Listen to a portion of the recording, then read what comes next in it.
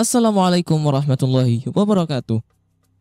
Alhamdulillahirabbil alamin. Assalatu wassalamu ala asrafil anbiya'i wal mursalin sayyidina wa maulana Muhammadin wa ala alihi washabihi ajma'in. Kami dari kelompok 1 akan menjelaskan tentang akidah akhlak bab 10, tokoh dan ajaran tasawuf sufi besar. Sebelumnya, perkenalkan anggota dari kelompok kami. Fakhruddin Ahmad, atau yang biasanya dipanggil dengan Udin sebagai editor. Muhammad Rafif Roshan Fikri, atau yang biasa dipanggil dengan Rafif sebagai penjelas. Muhammad Wildan Al-Hashimi, atau yang biasa dipanggil dengan Wildan sebagai penjelas. Raditya Putra Suparman, atau yang biasa dipanggil dengan Radit sebagai penjelas. Saya, Fidra Alfian Rizal Al-Qaisi, atau yang biasa dipanggil dengan Alka sebagai penjelas dan juga moderator. Dan Zami Rihan Risat, atau yang biasa dipanggil dengan Zami sebagai penjelas. Nah, setelah berkenalan dengan anggota kelompok kami, di sini materi yang akan kami bahas, poin-poinnya antara lain pengertian tasawuf, ajaran tasawuf menurut Imam Junaid Al-Baghdadi, ajaran tasawuf menurut Rabi' Al-Adawiyah, ajaran tasawuf Imam Al-Ghazali, dan yang poin terakhir yakni ajaran tasawuf Syekh Abdul Qadir Al-Jailani. Langsung saja ke poin yang pertama, yakni pengertian tasawuf yang akan dijelaskan oleh Rafif. Pengertian tasawuf. Secara umum, tasawuf adalah suatu ilmu untuk mengetahui bagaimana cara menyucikan jiwa, menjernihkan akhlak, membangun zahir dan batin untuk memperoleh kebahagiaan yang abadi.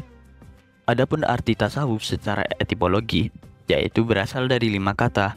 Kata yang pertama yaitu safa, yang artinya adalah kesucian batin kaum sufi dan kebersihan tindakan dan keikhlasannya. Yang kedua, suf. Kaum sufi biasa menggunakan pakaian dari bulu domba yang kasar sebagai lambang akan kerendahan hati mereka. Yang ketiga yakni teosofi. Berasal dari kalimat Yunani yaitu theo, Tuhan, dan sophos yang artinya hikmah. Artinya adalah hikmah atau kearifan Tuhan. Yang keempat adalah sufah. Mereka dipanggil ahli sufah, pemilik serambi, karena di serambi Masjid Nabawi itulah mereka bernaung. Dan yang kelima yaitu sof, karena kaum sufi mempunyai iman kuat, jiwa bersih, ikhlas, dan senantiasa memiliki barisan yang paling depan dalam sholat berjamaah. Itulah tadi pengertian tasawuf secara etimologi maupun cara umum. Nah, sekarang sudah tahu kan apa yang dimaksud dengan tasawuf? Kita lanjut ke poin yang kedua, yakni ajaran tasawuf Imam Junaid Al-Baghdadi yang akan dijelaskan oleh Radit. Imam Junaid Al-Baghdadi, nama lengkapnya adalah Abu Qasim Al-Junaid Ibnu Muhammad Ibnu Junaid Al-Baghdadi. Ia kemudian lebih populer dengan panggilan Al-Junaid Al-Baghdadi dan terkadang juga dipanggil Al-Junaid saja.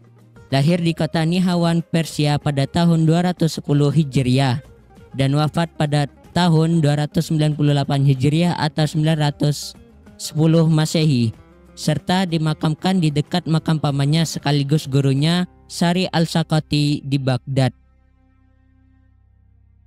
Imam Junaid belajar ilmu tasawuf kepada pamannya, Syekh Sari Al-Sakati dan Har Al-Ahris Al-Muhasibi, pendiri Madrasah Al-Baghdadiyah. Sejak kecil, Al-Junaid terkenal sebagai seorang anak yang cerdas sehingga sangat mudah dan cepat belajar kepada pamannya. Ketika berumur 7 tahun, Al-Junaid telah diuji oleh gurunya tentang makna syukur. Maka dijawabnya dengan tangkas, syukur adalah jangan sampai Anda berbuat maksiat dengan nikmat yang telah diberikan oleh Allah Subhanahu wa Ta'ala. Kehidupan Al-Junaid di samping sebagai seorang sufi juga dikenal sebagai seorang pedagang. Beliau meneruskan usaha ayahnya, yaitu sebagai pedagang barang pecah belah di pasar tradisional. Setelah selesai berdagang, beliau pulang ke rumah dan mampu mengerjakan sholat dalam waktu sehari semalam sebanyak 400 rakaat. Selanjutnya adalah inti ajaran tasawuf Imam Junaid Al-Baghdadi. Ajaran tasawuf Al-Junaid berpusat pada konsep khauf dan raja. Takut atau khauf membuat kobit atau rasa kecut atau susah atau sempit. Harap atau roja kepadanya membuat menjadi basit atau lapang luas. Al-Junaid berkata, jika Allah membuat kobit dan khauf, maka hancurlah eksistensi kemanusiaanku. Dan apabila Allah membuat Basit dan Rojak, maka Allah mengembalikan eksistensi kemanusiaanku. Al-Junaid memandang tasawuf sebagai jalan kearifan manusia dalam menjalankan hidupnya. Baginya, orang arif adalah orang yang tidak terikat oleh waktu. Pemikirannya tentang ma'rifat terbagi menjadi dua, yaitu ma'rifat ta'aruf dan ma'rifat ta'rif. Ma'rifat ta'aruf adalah bahwa Allah memberitahukan orang banyak akan dirinya dan memberitahu orang banyak akan hal-hal yang menyerupai dirinya. Adapun arti ma'rifat ta'rif adalah Allah memberitahu orang banyak bekas kekuasaannya dalam cakrawala dan dalam diri manusia. Kemudian secara halus terjadilah benda-benda menunjukkan kepada orang-orang banyak bahwa mereka itu ada yang menciptakan, yaitu Allah. Adapun dasar-dasar ajaran tasawuf Al-Junaid adalah sebagai berikut. A. Seorang sufi harus meninggalkan kelakuan dan sifat-sifat yang buruk dan menjalankan budi pekerti yang baik. B. Ajaran tasawuf adalah ajaran-ajaran yang dapat memurtingkan hati manusia dan mengajarkan hubungan baik dengan makhluk lain. C. Memalingkan perhatian dari urusan duniawi kepada urusan ukhrawi. Bagi orang beriman, meninggalkan pergaulan sesama manusia itu lebih mudah dan berpaling kepada Allah itu sulit. Menghancurkan gunung itu lebih mudah daripada menundukkan hawa nafsu. D. Harus berpegang kepada tauhid, yaitu mengesahkan Allah dengan sesempurnanya. E. Seorang sufi harus bisa melakukan 3 syarat amalan, yaitu yang pertama melazimkan zikir yang disertai himmah dalam kesadaran penuh. Kedua, mempertahankan tingkat kegairahan dan semangat yang tinggi. Yang ketiga, senantiasa melakukan syariat yang ketat dan tepat dalam kehidupan sehari-hari. Masya Allah, jadi tahu nih apa ajaran tasawuf oleh Imam Junaid al-Baghdadi. Poin selanjutnya yakni ajaran tasawuf Rabi'ah al-Adawiyah yang akan dijelaskan oleh Zami. Baik, selanjutnya saya akan menjelaskan tentang Rabi'ah al-Adawiyah. Yang pertama, saya akan menjelaskan terlebih dahulu identitas diri. Rabi'ah al-Adawiyah adalah salah satu tokoh sufi perempuan yang paling dikenal dalam sejarah Islam. Ia lahir di Basrah, Irak pada awal abad ke-8 Masehi. Terdapat perbedaan pendapat mengenai tahun kelahirannya, antara 95 Hijriah atau 99 Hijriah. Nama Rabi'ah dalam bahasa Arab berarti keempat, yang menunjukkan bahwa ia adalah anak keempat dalam keluarganya. Yang selanjutnya adalah latar belakang keluarga. Beliau lahir dalam kondisi keluarga yang miskin. Ayahnya Ismail pernah bermimpi tentang Nabi Muhammad yang mengatakan bahwa putrinya akan menjadi seorang wanita yang mulia dan banyak orang akan mengharapkan syafaatnya. Sejak kecil, Rabi'ah sudah menunjukkan tanda-tanda kecerdasan dan ketakwaan. Namun kehidupan keluarganya semakin sulit ketika kedua orang tuanya meninggal dunia. Selanjutnya adalah masa kecil dan perbudakan. Setelah menjadi yatim piatu, Rabi'ah dan saudara-saudaranya harus berjuang untuk bertahan hidup. Dalam keadaan yang sulit ini, Rabi'ah memutuskan untuk pergi ke kota bersama saudara-saudaranya untuk mencari penghidupan yang lebih baik. Namun, dalam perjalanan, ia terpisah dari saudara-saudaranya dan akhirnya hidup seorang diri. Saat itu, ia diculik oleh sekelompok penyamun dan dijual sebagai budak dengan harga 6 dirham. Rabi'ah menjadi budak yang sangat laris karena kecantikannya dan suara merdunya. Karena bakat ini, ia akhirnya dibawa ke istana Daulah Bani Abbasiyah di Baghdad, tempat ia bekerja sebagai penyanyi dan penari di lingkungan kerajaan. Kemudian pembebasan dan kehidupan Sufi Rabi'ah al-Adawi. Meskipun hidup dalam lingkungan istana yang mewah, hati Rabi'ah tetap terpaut kepada Allah. Setiap malam, ia beribadah dan berdoa dengan khusyuk, memohon agar diberikan kebebasan dari kehidupan yang penuh dengan kemewahan duniawi. Pada suatu malam, ketika Rabi'ah sedang melakukan salat malam, majikannya melihat cahaya yang sangat terang di atas kepalanya.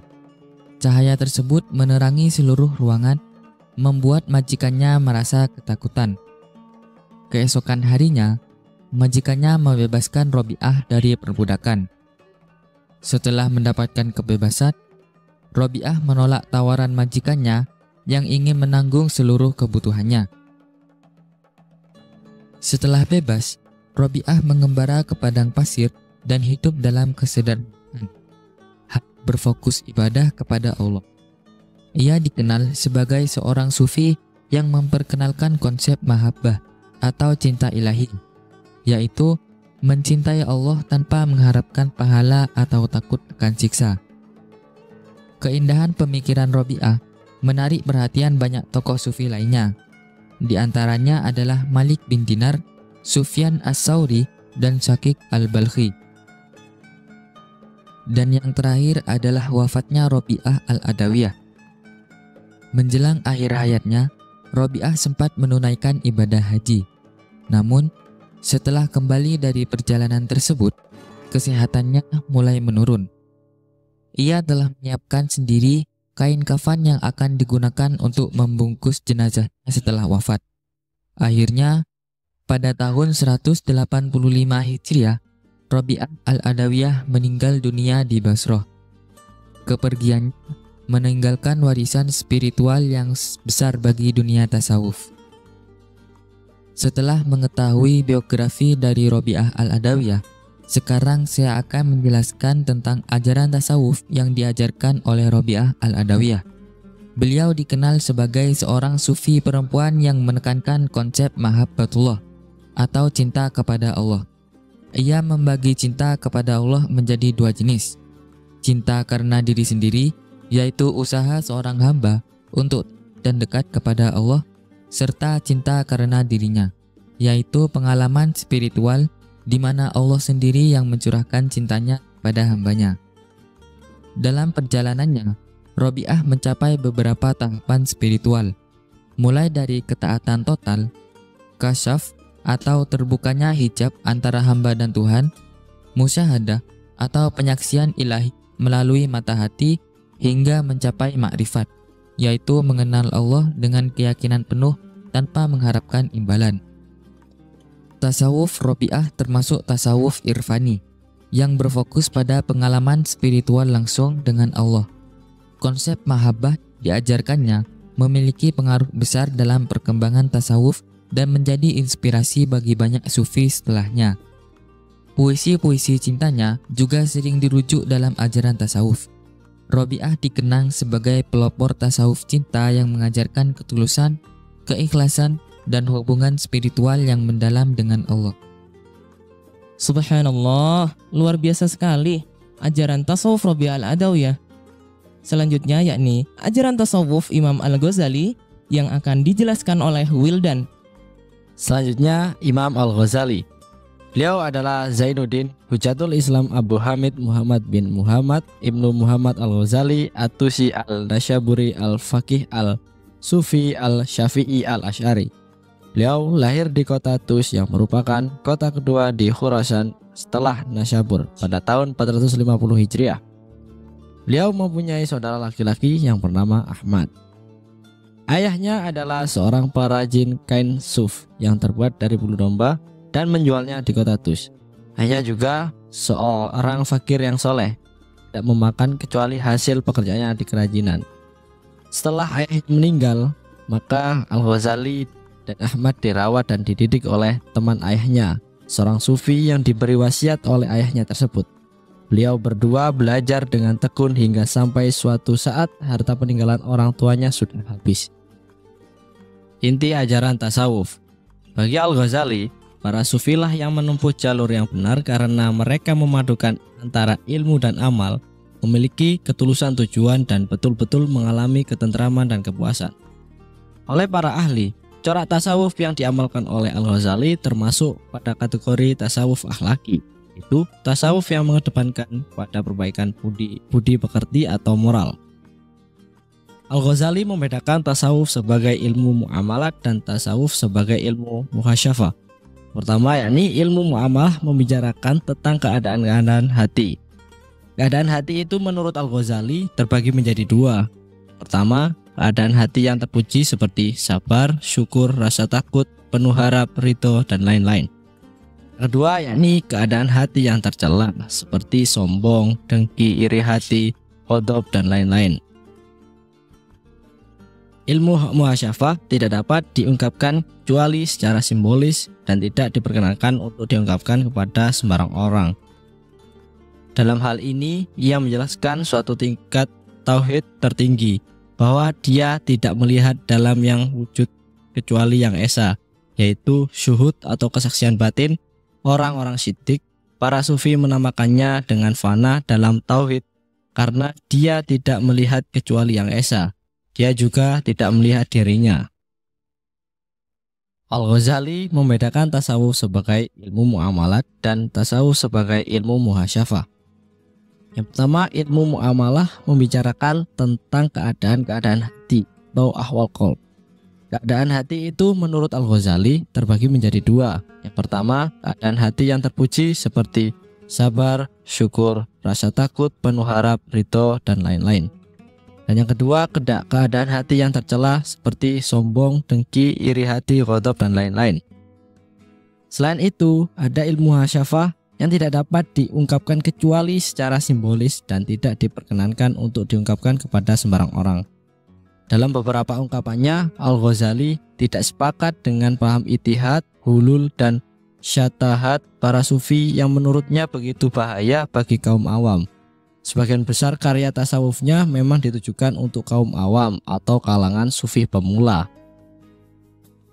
Dan puncak tujuan tasawuf bagi Al-Ghazali adalah al-qurb atau kedekatan dengan Allah, atau di bagian lain tulisannya al-fana bi al-kuliyat fi Allah, fana secara total di hadapan Allah. Dalam hal ini ia menjelaskan suatu tingkat tauhid tertinggi, bahwa dia tidak melihat dalam yang wujud kecuali yang esa, yaitu syuhud atau kesaksian batin.